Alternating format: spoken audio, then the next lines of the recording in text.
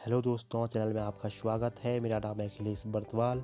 तो देखिए, यहाँ पर मैं लेकर के लिए उत्तराखंड की सभी प्रतियोगी परीक्षाओं से संबंधित महत्वपूर्ण टॉपिक। तो इसी के अंतर्गत आज मैं लाया हूँ उत्तराखंड इतिहास से संबंधित एक महत्वपूर्ण टॉपिक, गढ़वाल का परमार राजवंश से संबंधित भाग 2, जहाँ पर हम देखेंगे प्रमुख परमार शासक, या महत्वपूर्ण भी कह सकते हैं या महान भी कह सकते हैं, महान परमार शासक अजयपाल के बारे में जानेंगे, उनसे जुड़े हुए सभी तथ्य।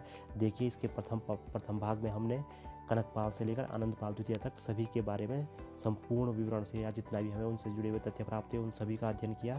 तो चलिए आगे हम देखेंगे अजयपाल के बारे में। शुरू करते हैं अपना आज का भाग 2, परमार नरेश अजयपाल। देखिए, अगर हम अजयपाल की बात करें तो सर्वप्रथम हम बात करेंगे इनके समयकाल की। अगर हम बात करते हैं समयकाल की तो 1490 से 1519 तक इनका शासनकाल रहा गढ़वाल के क्षेत्रों में। देखिए, अजयपाल परमार वंश के 37वें राजा थे।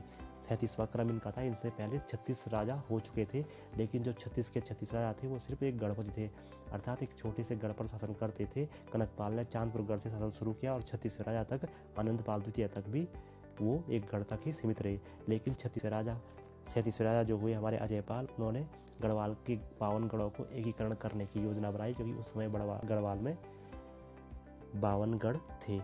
तो इन 52 गढ़ों को जीतने की जब योजना बनाई तो इनको जीत कर जो शासक बना गढ़वाल का, वो बने थे अजयपाल। इसलिए हम संपूर्ण गढ़वाल का जो पहला शासक मानते हैं वो अजयपाल को मान सकते हैं। देखिए, बात करते हैं अजयपाल की। तो अजयपाल ने जब 1490 में सत्ता ग्रहण की तो उसी के ठीक अगले वर्ष उन्हें कुमाऊं के चंद वंश का पहला आक्रमण झेलना पड़ा, जो किया था कीर्तिचंद ने। देखिए, गढ़वाल पर कुमाऊं का जो पहला आक्रमण है वो आक्रमण यही है, कीर्तिचंद द्वारा किया गया और अजयपाल पर किया गया। इसके बाद ठीक अगले वर्ष अजयपाल ने बदला लेने के लिए आक्रमण किया कीर्तिचंद पर, और यहाँ पर कीर्तिचंद पर आक्रमण करने के बाद 1492 में अजयपाल ने परमार वंश और चंद वंश के मध्य में सीमा को निश्चित किया। देखिए, आगे बढ़ेंगे। आगे बढ़ने पर कुछ फैक्ट हमें अजयपाल के बारे में पता चलते हैं। देखिए, अजयपाल जो थे सिकंदर लोदी का समकालीन था। लोदी वंश के शासक जो दिल्ली सल्तनत में शासन कर रहे थे, सिकंदर लोदी, उनके समकालीन थे अजयपाल। देखिए, 1512 में अजयपाल ने देवलगढ़ राजधानी बनाई। जब से गणपति कनकपाल हुए थे उस समय से राजधानी चांदपुर गढ़ में थी, लेकिन देवलगढ़ राजधानी लाया अजयपाल 1512 में। देवलगढ़ है श्रीनगर के पास में। आज लोकेशन की बात करें तो पौड़ी जिले में ये आता है। देखिए, पर हुआ ये कि देवलगढ़ में जलापूर्ति ठीक से न होने से या पानी की समस्या होने से 1517 में ठीक 5 वर्ष बाद अजयपाल को राजधानी चेंज करनी पड़ी और वो राजधानी को लाया श्रीनगर में, और इसके बाद गोरखा आक्रमण तक राजधानी श्रीनगर में ही रही। चलिए आगे बढ़ेंगे। देखिए, जब 52 गढ़ों को जीतने का सपना देखा था अजयपाल ने, तो उसमें कई गणपतियों ने उसकी सत्ता स्वीकार की, कई ने अस्वीकार की और उससे युद्ध करने का फैसला किया। तो उन्हीं में से एक थे कप्पू चौहान। कप्पू चौहान थे उप्पूगढ़ के। उप्पूगढ़ है, अगर आज की लोकेशन माने तो कीर्तिनगर या मलेथा के आसपास कप्पूगढ़ का उप्पूगढ़ था, जहाँ का शासक कप्पू चौहान अजयपाल की सत्ता को स्वीकार करने के लिए तैयार नहीं था। तो अजयपाल के सामने सिर्फ युद्ध का एक चारा बचा था। तो अजयपाल ने कप्पू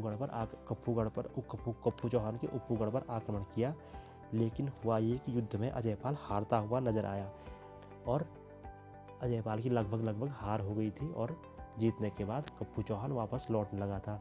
लेकिन जब वापस गया तो उसे पता चला कि कप्पू चौहान के परिवार की सारी औरतों ने जौहर कर लिया, क्योंकि उन्हें खबर मिली कि कप्पू चौहान युद्ध में हार गया था। इस गुस्से में जब कप्पू चौहान वापस अजयपाल से युद्ध करने आया तो दूसरे युद्ध में अजयपाल ने कप्पू चौहान को बुरी तरह हराया। लेकिन उसकी वीरता को देखकर अजयपाल ने उसकी मृत्यु पर एक बात कही थी, वो है, वीर तुम जीते हम हारे। तो अगर कभी आया ऐसा स्टेटमेंट तो ये अजयपाल ने कहा था, और कहा जाता है कि कप्पू चौहान की मृत्यु पर उसने ऐसा कहा था। देखिए, इस युद्ध में अजयपाल को बहुत धक्का पहुंचा कप्पू चौहान की वीरता को देखकर, और उसने गोरख पंथ को अपनाया। देखिए, ठीक कलिंग के युद्ध में अशोक ने जिस प्रकार बौद्ध धर्म को अपनाया था, उसी प्रकार इस युद्ध के बाद अजयपाल ने गोरख पंथ को अपनाया और युद्धों का लगभग त्याग कर दिया। तो इसीलिए कवि भरत मान शाह के कवि है, कवि भरत, जिन्होंने रचना की मानवदैव काव्य। उन्होंने अपनी रचना मानवदैव काव्य में लिखा है कि गढ़वाल का अशोक है राजा अजयपाल। तो राजा अजयपाल को गढ़वाल का अशोक कहा था कवि भरत ने, और मानवदैव काव्य में ये कहा। देखिए, ठीक है, आगे हम बढ़ेंगे। बात करते हैं धूली पाथा की। देखिए, पाथा जो होता है वो होता है एक मापक, एक अनाज मापने का एक यंत्र होता है, या यंत्र बर्तन होता है पाथा।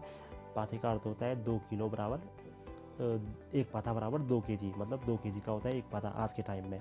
लेकिन उस टाइम में एक जो पाथा, एक बर्तन बनाया था अजयपाल ने मापने के लिए, धर्म पाथा इसे कहते हैं, क्योंकि उस टाइम लोग बहुत ज़्यादा टैक्स चोरी ऐसा वैसा काम करते थे, मतलब बर्तनों का बहुत हेर फेर थी, एक फिक्स बर्तन नहीं था, इसीलिए उसने एक फिक्स मापक इकाई बनाई धूलि पाथा, जिसे हम धर्म पाथा भी कहते हैं। धर्म पाथा इसलिए कहते हैं क्योंकि इसके बाद ये सब की चीज़ें, ये अनियमितता जो थी ये खत्म हो गई, इसलिए इसे धर्म पाथा भी कहते हैं।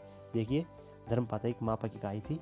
और बात करते हैं इस धर्म पाथा को देखकर ही भरत कवि ने फिर से गढ़वाल का युधिष्ठिर कहा अजयपाल को। देखिए भरत कवि मानो देखा है अजयपाल के बारे में बहुत कुछ लिखते हैं, वहीं पर उन्होंने अजयपाल के बारे में लिखा कि अजयपाल ने धूलि पाथा बनाया इसलिए वह गढ़वाल का युधिष्ठिर है।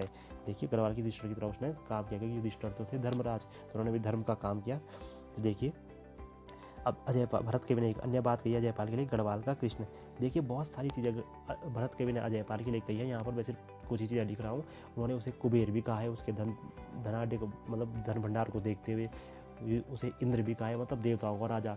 मतलब अजयपाल को एक बहुत ऊंचा पद दिया है भरत कवि ने अपनी पुस्तक मानवोदय काव्य में, जो उसने मानसा के लिए लिखी थी। चलिए आगे हम बढ़ेंगे। देखिए अजयपाल के बारे में कुछ और फैक्ट यहाँ पर जो है वो ये है कि केंद्रीय सेना का निर्माण किया था, मतलब फिक्स एक सेना, गढ़वाल की जो फिक्स सेना थी उसका निर्माण किया, जो हमेशा सेवा में रहेगी। और वेतन यथेष्ट, उस सेना को वेतन भी दिया, लेकिन वेतन के रूप में दिया था यथेष्ट भूमि। यथेष्ट भूमि का अर्थ होता है कि उनको भूमि दी और उस भूमि से ही उनको जीवन यापन करना था। उन्हें पूरी की पूरी वो नहीं दी, मतलब उन्हें नगद वेतन नहीं दिया। ये ठीक ऐसा ही किया था दिल्ली सल्तनत में इल्तुतमिश ने एकता प्रथा चलाई थी। एकता प्रथा का अर्थ भी यही था कि भूमि को देना, उस भूमि से सैनिक अपना गुजारा खुद ही कर लेगा। देखिए सरोला ब्राह्मण वर्ग बनाया था। सरोला ब्राह्मण वर्ग मतलब खाना बनाने वाला ब्राह्मण वर्ग बनाया था अजयपाल ने, जो अभी तक भी गढ़वाल के क्षेत्रों में देखने को मिलता है। देखिए राजराजेश्वरी मठ और सत्यसिद्ध बाबा, ये 2 देवालय बनाए देवलगढ़ में अजयपाल ने, राजराजेश्वरी मठ और सत्यसिद्ध बाबा। देखिए यहाँ पर एक प्रमुख फैक्ट है जो पूछा जा सकता है कि किस मंदिर की दीवार पर अजयपाल का चित्र है। तो देवलगढ़ में एक मंदिर है विष्णु मंदिर, इस विष्णु मंदिर की दीवार पर अजयपाल को चित्रित किया गया है, उस पत्थर पर उसको अंकित किया गया है। तो ये याद रखने वाला फैक्ट है, इंपॉर्टेंट परीक्षा के लिए। आगे हम बढ़ेंगे। देखिए जयपाल के बारे में कुछ अन्य फैक्ट। आदिनाथ, देखिए गोरखपंथ से संबंधित एक ग्रंथ है सांवरी ग्रंथ। सांवरी ग्रंथ में अजयपाल को आदिनाथ कहा गया है। ऐसा प्रश्न पूछा जा सकता है कि आदिनाथ किसके लिए प्रयुक्त नाम है, तो वो है अजयपाल के लिए, या कहाँ पर कहा गया है, तो सांवरी ग्रंथ में कहा गया है अजयपाल के लिए। देखिए एक छत्र सम्राट हम कहते हैं अजयपाल को, और 52 गढ़ों के एकीकरण के बाद हम उन्हें कह सकते हैं एक छत्र सम्राट, क्योंकि सारे के सारे गढ़ उनके ही अंतर्गत आते थे। देखिए आगे बात करते हैं कमिश्नर ट्रेल, जो ब्रिटिश कमिश्नर ट्रेल हुए हमारे दूसरे कमिश्नर, उन्होंने 1828 में श्रीनगर की यात्रा की और इस समय उन्होंने देखा था अजयपाल के भवन को और इसकी काफ़ी तारीफ की थी। इसके बाद श्रीनगर में एक आपदा आई और ये अजयपाल का भवन ढह गया भूकंप में, जो भूकंप आया था प्रद्युम्न शाह के समय में। आगे हम देखेंगे पंवारों के संवर्धन के युगांतर शासक। देखिए अजयपाल के लिए एक शब्द का, एक वाक्य का प्रयोग किया है कि पंवारों के संवर्धन के युगांतर शासक थे अजयपाल। ये कहा है मोहन कुकरेती जी ने। देखिए ये थे हमारे अजयपाल से संबंधित फैक्ट। तो चलिए धन्यवाद। मुझे पूरी उम्मीद है आपको ये अजयपाल से संबंधित सारे के सारे तथ्य समझ आ गए होंगे या आपने इनको नोट कर लिया होगा। यही थे अजयपाल से संबंधित सभी महत्वपूर्ण तथ्य। एक तथ्य इसके बाद ये आता है कि अजयपाल के बाद शासक कौन बना, तो जो शासक बना वो था कल्याणपाल, जिसने अपने नाम के आगे कल्याण शाह भी लगाया। तो देखिए अजयपाल का बेटा था कल्याण शाह या कल्याणपाल। तो ये था हमारा आज का टॉपिक। धन्यवाद।